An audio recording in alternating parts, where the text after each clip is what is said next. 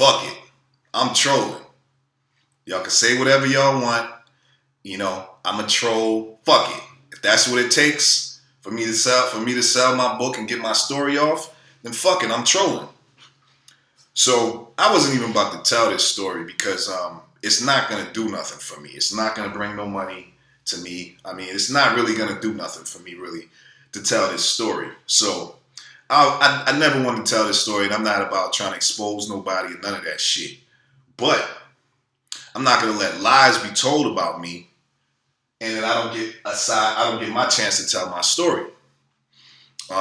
Nobody really cares about this shit no more. I'm gonna tell you that now. And this is why I didn't want to do this, because nobody really gives a fuck about this shit no more. It's totally irrelevant. But fuck it, I'm trolling. So for the sake of trolling, I'm gonna tell you the real story of why Makonnen got dropped from OVO. This punk ass motherfucker, I'm not mad, I'm just being funny. This punk ass motherfucker want to get on an interview and lie. And the thing is, I just spoke to this bitch boy a few months ago. I sent him an email and I told him I was not going to talk bad about him, and I got nothing but love and respect for that brother. Like, you know, like I looked at that guy as family, and I still do to this day. Sometimes family do fuck shit, and you know, it's like if your brother was gay, you're not gonna be like, and you're not gay, you're not gonna like stop fucking with your brother. That's still your brother. You know what I'm saying? Like, you still gonna support your brother in everything he does. Well, not everything. You know what I'm saying? But you know, you're gonna support your brother, and that's what it was. Like, so I'm gonna tell you the real story. What happened with why Makonnen got dropped from OVO. Like I said, nobody really cares about this shit no more. This motherfucker can't even break the top 100 charts. Nobody cares about this guy no more. He got a little fan base, but nobody really cares. But I'm telling this story for the sake of me. This is my story. And I'm not about to let some punk ass motherfucker ruin, try to tell my story the wrong way. It's not fair. It's not fair to me and everything that I've done. So this is what really happened. This is what happened. That was my intro. I'm trolling. Fuck it. This is what happened. This is why he got dropped from OVO. He brought his gay boyfriend on tour, and he brought his gay boyfriend to Drake's house. And that's why he got dropped. That's why Makonnen got dropped from OVO. We all know he was a down low homosexual. He was down low in the closet. We used to be in Atlanta when we was riding around working on music videos and going to the studio. We used to be riding around. I'd be riding around my Beamer and shit. I put in the motherfucking work. Y'all gonna see me from this to the next time y'all see me, when it's like, damn, he was putting in that work. I was putting in motherfucking work. You know, this motherfucker ain't never had shit. You be in the passenger seat riding, bitch. So, broke ass nigga. We would be in Atlanta, and then like, you know, Atlanta got a whole bunch of gay motherfuckers. So he would like see gay people and bash them. You know what I'm saying? Like, look at them bitch ass niggas over there. I can't stand gay motherfuckers. And I'll be like, yo, why you going in on these dudes so hard? I'm not even thinking about those dudes. Like, we about to go shoot this music video. We about to go to the studio. Why are you? It always made me wonder why he was always gay bashing people. People would tell me like, yo, you know, dude is fruity. And I'd be like, yo, that's whatever. That's my bro, man. Leave him alone. He make music. Like, chill, bro. Like, he on his own shit. Like, why you worried about that? He making good music. You know what I'm saying? Like, I never cared about what he did in his personal life. But when he signed that deal with Drake, he was like, yo, I'm about to bring my gay boyfriend on tour with us. But he never said that it was his boyfriend. He would say, well, it's my gay friend. I'd be like, gay friend? Like, come on, bro. Like, if you straight, you don't got gay friends. Like, I don't got gay friends. You know what I'm saying? Like, I don't be like, oh, this is my gay friend. I don't got gay friends, period. So I'm like, all right. I know, you know, like, I'm not even trying to worry about that. Like, I'm just focused on the music business. I'm like, yo, we just making good music. We're going to shoot these videos. We're going to go to the studio. We're going to drop these songs. Or we got more music. Or we're going to drop an EP. That's what I was for. I didn't think about what a nigga doing in his personal life. So, get the deal with Drake. You know what I'm saying? Now turned down a fucking $4 million deal with L.A. Reid. He didn't want to sign with L.A. Reid because L.A. Reid was black. And that's why he stopped working with me, because I'm black, and he wanted to work with white people because he wanted to come out of the closet. He felt like, well, white people were going to embrace his homosexuality more than brother, I'm in the hip hop community. I'm from the hip hop community, and that homosexuality in hip hop was always frowned upon. So he would always try to act like he was, oh, fuck them gay motherfuckers. But we all knew you was a fruit. Like, we all knew the whole time. We just didn't care because we looked at you like family. So then once he signed that deal with Drake, it was a wrap. You couldn't tell that nigga shit. So I was just the manager. Like, I didn't sign him to a production deal. So when I didn't have no say in the contract other than, I made sure the contract went through. I delivered it to the lawyer, all of that shit. Then phone calls and shit. Yeah, but make a long story short, fuck all that shit. The nigga brought his gay boyfriend to Drake's house. So we was in the studio, right? We was all in the studio chilling, right? We just got off tour. We was on a Drake vs. Lil Wayne tour. So we in Drake's house at the studio. Drake got a nice ass house up in fucking Hidden Hill. Well, I don't want to be telling his business and shit. He got a nice ass fucking house and shit. And the nigga got a pool. His tub, you could stand in that shit. His nigga tub was, you know what I'm saying? Like, I wish I took more footage at Drake's house because the shit was dope. The nigga had some shit. You walk in the room and it looked like a fucking library. And you pull a book down and the fucking wall go to the side and all. The nigga got some fly shit in his house. And I wanted to tape it. I wanted to like make a documentary like, yo, man, Drake's house. But he had all these cameras watching me and shit. So I'm like, I'm gonna look lame as hell. They probably watching me right now. They don't know me. Like they literally, Drake left me at his house for like a week. He was on tour. So I'm just living in Drake's house and shit. So he got cameras everywhere. So I didn't get as much footage as I probably should. I should have been taping the whole time. But I figured, yo, we just signed a deal over here. I'm about to be over here all the fucking time. So I really wasn't trying to be taping a nigga house. Like that's, I ain't trying to be like exposing a nigga. That's private shit. Like I ain't that type of guy. Like I'll tape your shit if you say, yo, you can do that. But I didn't get that approval yet. So we was we had a stop in I think San Diego or some shit. We did a show and we rolled back to LA. We got Drake's house. Tour bus pull up at Drake's house. So we all at Drake's house chilling like 3, 4 in the morning. We get drunk. Nigga, Drake got liquor all over the fucking house. He got boxes and boxes of liquor everywhere. I never seen so much liquor in my fucking life. So we go downstairs. He got a fucking wine cellar downstairs. Wine, fucking liquor everywhere. So now we chilling at Drake's house and we in his studio.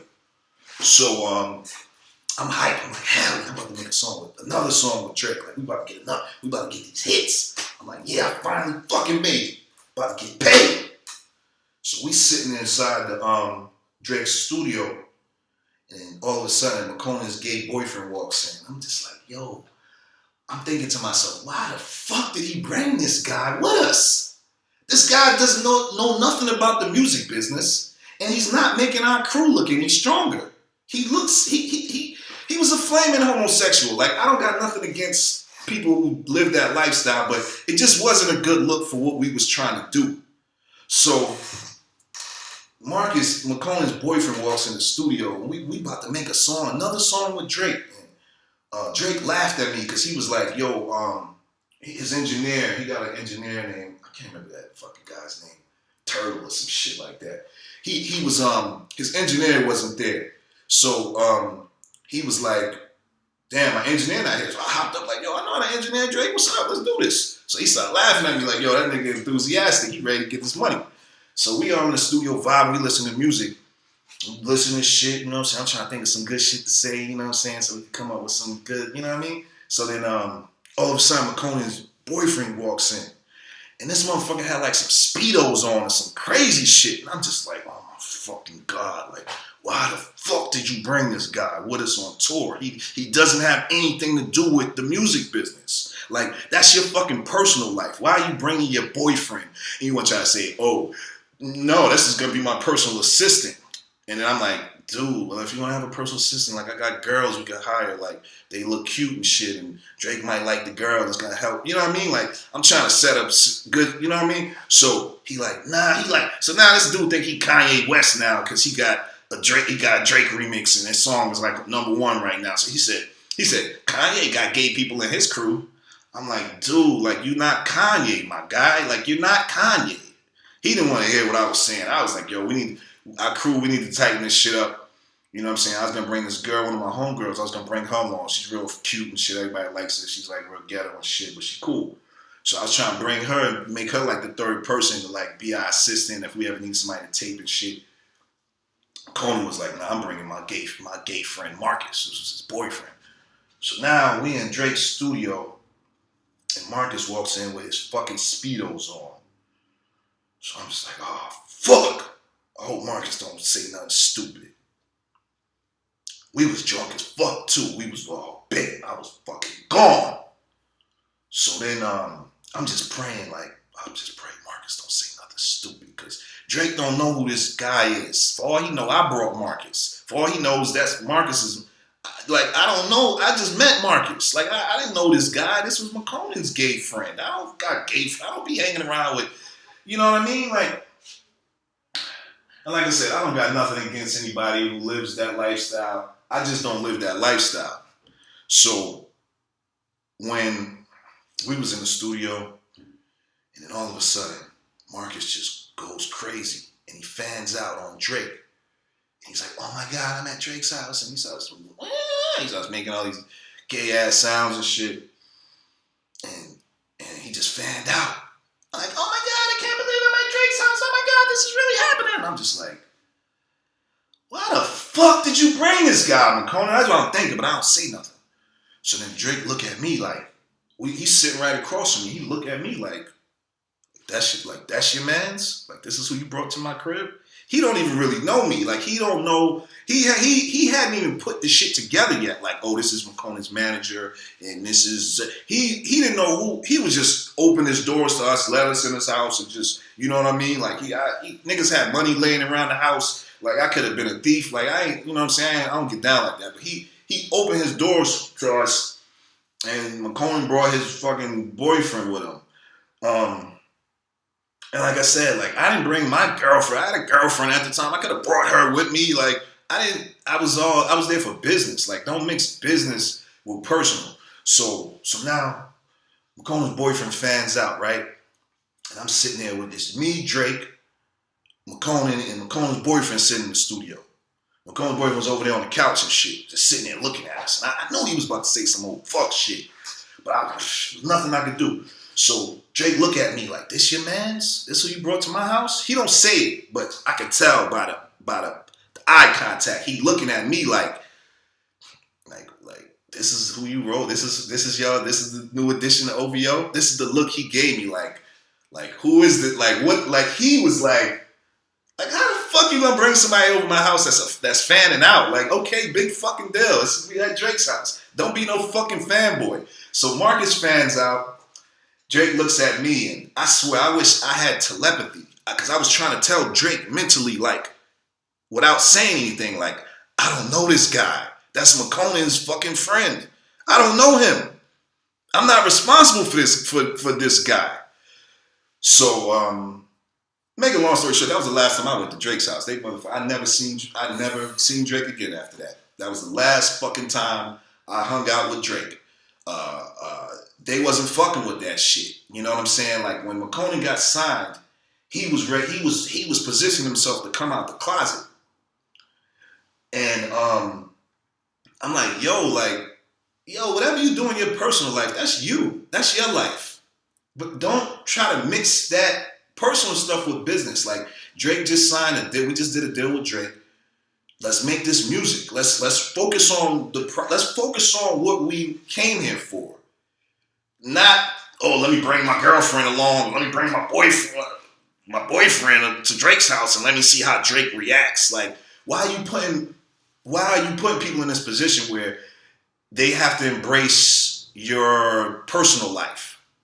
That's not fair. Like, we're here for business. We're here to make music. We're not here to fucking be trying to, you know what I mean? Get in the middle of your personal life. You bring in, you know, that boy thought he was Kanye West. He had one fucking hit song, and he thought he was fucking Kanye West. And you couldn't tell him shit. And he started telling people that his personal assistant was his manager. So I started thinking people started confusing him with me. And that's when I stopped. I didn't want to be around them boys no more. Like, I'm like, this shit, man, this is too much for me, man. This is too much for me. Like, so now I'm ready to sell off half of my management to another management company, and then I'm like, yo, y'all just take that Makonnen shit, and y'all do what y'all do with it, and when y'all make that 10 million, just cut me my 20%. I was fine with that, but they was hating on me because it was like, now I'm sitting back on some Barry Gordy shit, on some P Diddy shit, about to just collect royalties off of an artist that I helped blow up, and now he's just getting millions, and now all I don't gotta do shit. So I can just sit back and just watch your ass on TV and just like tell people, hey, look at this. I've discovered that guy. And they didn't like that. They didn't like the fact that I was about to be in like a Birdman position or a Diddy position because, it's like, okay, well, if I'm Diddy, then you're fucking Lil Wayne. If I'm Diddy, then you're fucking Notorious Big. And what happened to Biggie? He got fucking killed. If I'm Birdman, then you're Lil Wayne. What happened to Lil Wayne? Birdman was fucking getting them for money for all type of years. And this is what I have to fucking eat. Thank you, Warner Publishing and OVO, for slowing up my goddamn check for the holiday. So he didn't want me in that position of power. So he tried to run off. And he was like, fuck this, I'm about to go be gay. I'm about to come out the closet. Fuck you, Prez. Fuck you and your straight life. When you get money, you trying to be Birdman. Fuck you. He ran off, and I never heard from that bitch boy again. And then I sued him. And I can't talk about the lawsuit, but I sued him, and I never heard from him again. And the rest is fucking history. And they dropped his ass after that. And then before that happened, he had got pulled off the stage for dissing Troy Ave. And this dumbass didn't even know, like, you disrespecting Brooklyn. I'm from Brooklyn, for one. You disrespecting somebody who embraced you from my neighborhood. And then you want to fucking diss Troy Ave on Twitter on some subliminal shit without even calling his name out. And then they came and it got your ass at SOBs, and they pulled you off that stage and whooped your fucking ass for that tweet. And then you didn't know that Drake's personal trainer was cool with Troy Ave. So that was really strike one. Strike two was you brought your boyfriend to Drake's house. That was strike two. Strike three was them tweets, them old tweets where you was talking about him in 2010 resurfaced. And then they was like, man, fuck this guy, man. Ain't nobody got time for this shit, man. He bring guys with Speedos over my house and shit. Ain't nobody trying to be associated with that shit. And like I said, I ain't trying to disrespect the gay community. You know what I mean? If you live that lifestyle, that's you. That's your personal life. But as far as the hip hop community, it's never been accepted. And I'm not trying to homosexuality in hip hop has never been accepted. So he was trying to push his gay agenda on everybody, and it's not fair for us as businessmen. We don't come into business like bringing our girlfriends to the meeting table. You know what I mean? We don't do that. You leave your fucking bitches, you leave your woman at home, or your boyfriend, your girl, whatever you do, you leave them at home and you go handle business. So he tried to mix business with his personal shit, you know what I mean? And then the shit, it just went downhill. And like I said, I never heard from him again. And then all of a sudden, his gay boyfriend, Marcus, mysteriously dies. I don't know what he died from. I think he died of AIDS. And I'm just being real with you. And I think Makonnen has AIDS too. I'm just being real with you. And that's why he got dropped from OVO. And that's the real story. And you call me a troll, you call me a clout chaser, this is what really fucking happened. And I'm not lying. They got my Grammy Award, they got my platinum plaque. I'm not lying. I don't got nothing to lie about. And this fucking cornball gets on these fucking interviews now, and he wants to call me a hacker. He wants to say, oh, what happened with OVO? Oh, I got dropped because of them tweets, Nigga, you didn't get dropped because of them tweets. You got dropped because you brought your fucking boyfriend to Drake's house in some fucking Speedos. And Drake wasn't having that shit. And you want to say somebody hacked your account. Nobody hacked your fucking account. I'm the one who did that shit. Where he said his account got hacked, that was me. Because this nigga didn't want to pay me my money. He owed me, at the time, like $100,000 in royalties. So this motherfucker going doing shows with Diddy and shit at Madison Square Garden for $50,000. I remember they called me. They was like, Diddy homie Neil called me. They was like, how much to get Makonnen at MSG? I said $50,000. They said cool. So I'm like, oh hell yeah, we about to be rich. I'm booking my artist for $50,000 a show. It's on and popping.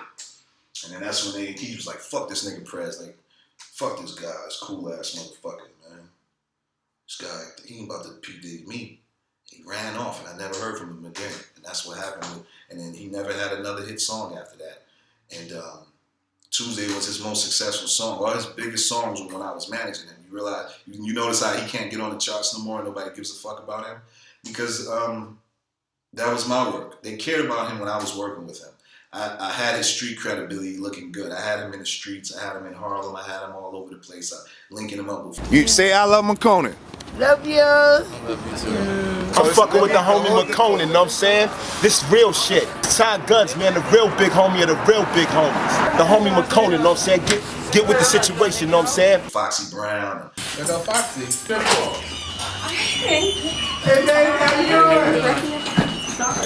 That's cool. Linking him up. I got him at Zaytoven's house and all that shit. Like, before Drake hopped on Tuesday, I had him in the loop. You know what I'm saying? I was taking him to meetings with CEO Charlie and, 2 Chainz manager. Like, I had him in the loop before Drake hopped on the remix. And he gets famous and he don't talk about none of that shit. This corny motherfucker gets on these radio interviews and acts like, oh, I was just at home making music and I don't know, Drake hopped on my remix and then the rest is history.